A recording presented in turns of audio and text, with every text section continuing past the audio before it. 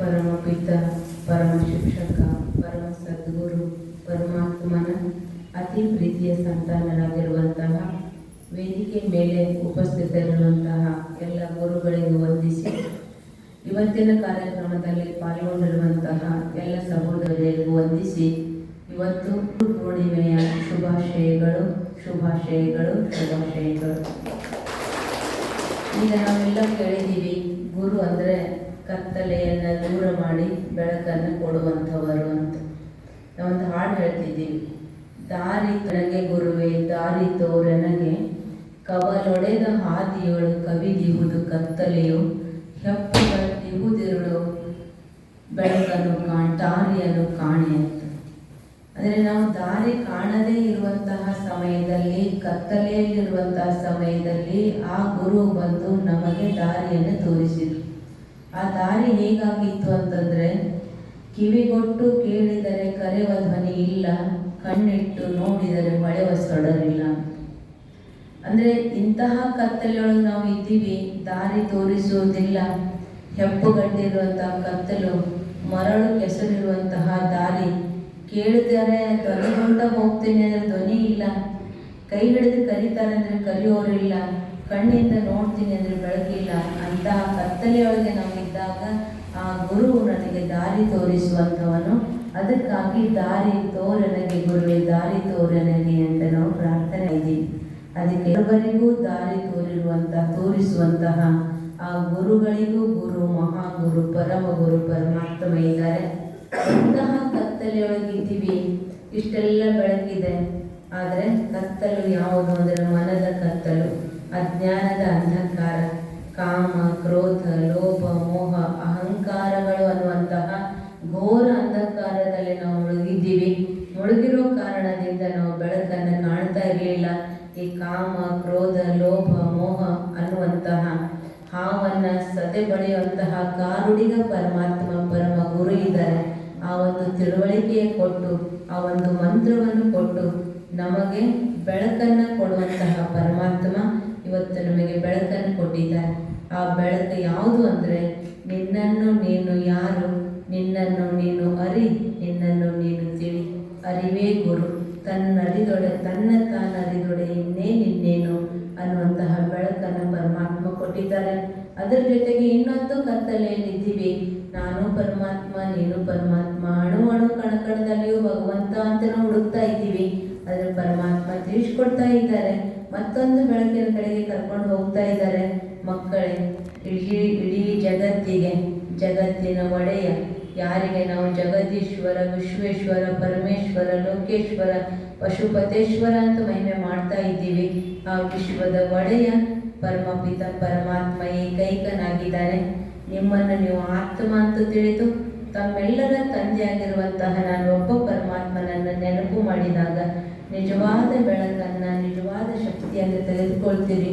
ಆಗ ನಿಮ್ಮ ಜೀವನ ಬೆಳಕಾಗ್ತದೆ, ಸುಖಮಯ ಆಗ್ತದೆ, ಸುಂದರ ಆಗ್ತದೆ ಅನ್ನುವಂತಹ ಆ ಬೆಳಕಿನ ದಾರಿಯನ್ನು ಪರಮಾತ್ಮ ನಮಗಿವತ್ತು ತಿಳಿಸಿಕೊಟ್ಟಿದ್ದಾರೆ. ಅದರ ಜೊತೆಗೆ ಇವತ್ತು ಜನ್ಮ ಕೊಟ್ಟಿರುವಂತಹ ತಂದೆ ತಾಯಿ ಇರ್ಬೋದು, ವಿದ್ಯಾ ಕೊಟ್ಟಿರುವಂತಹ ಶಿಕ್ಷಕರಿರ್ಬೋದು, ಧರ್ಮದ ದಾರಿಯನ್ನು ತೋರಿಸಿರುವಂತಹ ಧರ್ಮಾತ್ಮರು, ಮಹಾತ್ಮರು, ಪುಣ್ಯಾತ್ಮರೇ ಇರ್ಬೋದು, ಅವರೆಲ್ಲರೂ ನಮಗೆ ಗುರುಗಳು. ಆ ಎಲ್ಲ ಗುರುಗಳಿಗೂ ಹೃದಯಪೂರ್ವಕವಾದಂತಹ ಕೋಟಿ ಕೋಟಿ ಕೋಟಿ ನಮನಗಳನ್ನು ಇವತ್ತು ಸಲ್ಲಿಸೋಣ. ಹಾಗೂ ಶರಣರು ಹೇಳ್ತಾ ಇದ್ರು, ಸತ್ಯಯುಗದಲ್ಲಿ ಗುರು ಹೊಡೆದು ಬುದ್ಧಿ ಕಲಿಸಿದರೆ ಮಹಾಪ್ರಸಾದ ಅಂತ ಹೇಳ್ತಿದ್ರಂತೆ. ಕೃತಯುಗದಲ್ಲಿ ಜಂಕಿಸಿ ಜೋರು ಮಾಡಿ ಬುದ್ಧಿ ಕಲಿಸಿದ್ರೆ ಮಹಾಪ್ರಸಾದ ಅಂತ ಹೇಳ್ತಿದ್ದಾರೆ. ಇವತ್ತು ಕಲಿಯುಗದಲ್ಲಿ ಗುರು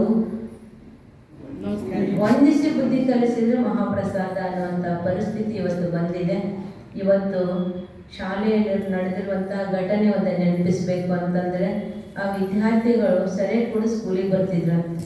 ಯಾಕೆ ಅಂತಂದರೆ ಅವ್ರು ದುಡಿಯೋ ಮಕ್ಕಳು, ಒಂದು ಕಡೆಗೆ ಒಂದಿನ ದುಡಿಯೋದಕ್ಕೆ ಹೋಗ್ತಾರೆ, ಗೌಂಡಿ ಕೆಲಸ ಮಾಡ್ತಾರೆ, ಪಗಾರ ಬರ್ತದೆ, ಕುಡಿಬೇಡ್ರಿ ಅಂತ ಶಿಕ್ಷಕರು ಹೇಳಿದರೆ ಆ ಶಿಕ್ಷಕರ ಮೇಲೆ ಕಂಪ್ಲೇಂಟ್ ಅವ್ರ ಮಕ್ಕಳು ಮಾಡಿದರು. ಅಂದರೆ ಇವತ್ತು ಕಾಯ್ದೆನೂ ಕೂಡ ಅದೇ ರೀತಿ ಬಂದಿದೆ, ಪರಿಸ್ಥಿತಿನೂ ಅದೇ ರೀತಿ ಆಗಿದೆ. ಇಂತಹ ಸಮಯದಲ್ಲಿ ಎಂಥ ಗುರುಗಳಿಗೆ ಎಂಥ ಶಿಕ್ಷಕರಿದ್ದಾರೆ ಅನ್ನುವಂಥದ್ದನ್ನು ನಾವು ನೋಡಬೇಕಾಗಿದೆ. ಇಂಥ ಪರಿಸ್ಥಿತಿಯನ್ನು ಬದಲಾವಣೆ ಮಾಡಬೇಕು, ಪರಿಸ್ಥಿತಿ ಪರಿವರ್ತನೆ ಮಾಡಬೇಕು ಅಂತಂದರೆ ನಾವು ಎಷ್ಟೋ ಸಮಯದಲ್ಲಿ ಕಾಯ್ದೆ ಕಾನೂನುಗಳಿಂದ ಆಗದೇ ಇದ್ದಾಗ, ನಮ್ಮೆಲ್ಲರ ಮನುಷ್ಯರ ಶಕ್ತಿಯಿಂದ ಆಗದೇ ಇದ್ದಾಗ ಭಗವಂತನೇ ಬರಬೇಕು, ಭಗವಂತನೇ ಸುಧಾರಣೆ ಮಾಡಬೇಕು ಅಂತ ಹೇಳ್ತಿದ್ದೀವಿ, ಅನುಭವದಿಂದ ಕೇಳ್ತಿದ್ದೀವಿ. ಅದಕ್ಕೆ ಇವತ್ತು ಸ್ವಯಂ ಭಗವಂತನೇ ಬಂದು ತಿಳುವಳಿಕೆ ಕೊಡ್ತಾ ಇದ್ದಾರೆ. ದೈವಿ ಮೌಲ್ಯಗಳನ್ನು ಜೀವನದಲ್ಲಿ ಅಳವಡಿಸಿಕೊಳ್ಬೇಕು, ಹೇಗೆ ನಮ್ಮ ಜೀವನ ಸಾಧಾರಣ ಇರುವಂಥವ್ರು ಶ್ರೇಷ್ಠರಾಗಬೇಕು ಹೇಗೆ ಅನ್ನುವಂಥದ್ದು ಈ ಒಂದು ತಿಳುವಳಿಕೆಯನ್ನು ತಿಳಿದುಕೊಂಡು ಎಲ್ಲ ಹಿರಿಯರ ಗುರುಗಳ ಮಾರ್ಗದರ್ಶನದಂತೆ ನಮ್ಮ ಜೀವನ ಇದ್ದಾಗ ಜೀವನ ಸುಂದರ ಸುಖಮಯ ಆಗ್ತದೆ. ಆದ್ದರಿಂದ ತಾವೆಲ್ಲ ಹಿರಿಯರಿದ್ದೀರಿ, ಅನುಭವಿಗಳಿದ್ದೀರಿ, ಜವಾಬ್ದಾರಿ ಉಳ್ಳಂಥವರಿದ್ದೀರಿ, ಹೊಣೆಗಾರರಿದ್ದೀರಿ. ಆದ್ದರಿಂದ ತಾವೆಲ್ಲರೂ ತಮ್ಮ ಮುಂದಿನ ಪೀಳಿಗೆಗೆ ಮಕ್ಕಳೇ ಇರ್ಬೋದು, ಮೊಮ್ಮಕ್ಕಳೇ ಇರ್ಬೋದು, ಸಣ್ಣ ಮಕ್ಕಳು ಯಾರೇ ಇರಲಿ, ಅವರಿಗೆ ಒಂದು ಜೀವನದ ಬೆಳಕನ್ನು ತೋರಿಸುವಂಥ ದಾರಿ ತೋರಿಸುವಂಥವ್ರು ಇದ್ದೀರಿ. ಆ ದಾರಿಯನ್ನು ತೋರಿಸಿದಾಗ ಅವರ ದಾರಿ ಸುಗಮ ಆಗ್ತದೆ. ಆ ಒಂದು ನಿಟ್ಟಿನಲ್ಲಿ ನಾವೆಲ್ಲರೂ ಸರ್ವರ ಸಹಯೋಗದಿಂದ ಸುಖಮಯ ಜಗತ್ತಿನ ನಿರ್ಮಾಣ ಮಾಡುವಂಥ ಕಾರ್ಯದಲ್ಲಿ ನಾವು ನೀವೆಲ್ಲರೂ ತೊಡಗೋಣ. ಅದಕ್ಕಾಗಿ ಭಗವಂತ ಶಕ್ತಿಯನ್ನು ಕೊಡಲಿ ಅಂತ ನಾನು ಭಗವಂತನಲ್ಲಿ ಪ್ರಾರ್ಥನೆ ಮಾಡ್ಕೊಳ್ತೇನೆ. ಅದರ ಜೊತೆಗೆ ಇವತ್ತಿನ ದಿನ ನಮ್ಮ ಸೇವಾ ಕೇಂದ್ರಕ್ಕೆ ಮೊದಲು ಪ್ರಭಾವತಿ ಹಿರೇಮಠ ಅವರು ಬಂದಿದ್ದಾರೆ. ಅವರಿಗೆ ಹೃದಯಪೂರ್ವಕವಾದಂತಹ ಸ್ವಾಗತವನ್ನು ಬಯಸ್ತೇನೆ.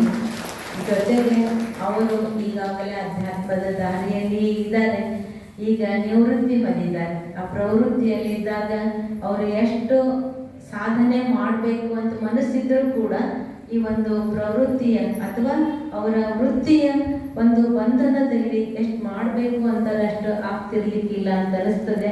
ಈಗ ನಿವೃತ್ತಿ ಆದಮೇಲೆ ಪೂರ್ಣ ರೂಪದಲ್ಲಿ ಅದರ ಲಾಭವನ್ನು ಹೆಚ್ಚು ಹೆಚ್ಚು ಪಡೆದು ಜನರಿಗೆ ಈ ಉಳಿದ ಎಲ್ಲ ಶಕ್ತಿಗಳನ್ನು ನಾವು ಕೊಡ್ಬೋದು, ಆದರೆ ಈ ಒಂದು ಅಧ್ಯಾತ್ಮದ ಬಲವನ್ನು ಕೊಡುವಂಥದ್ದು ಕೇವಲ ಅಧ್ಯಾತ್ಮದ ಜೀವಿಗಳಿಗೆ ಮಾತ್ರ ಸಾಧ್ಯ.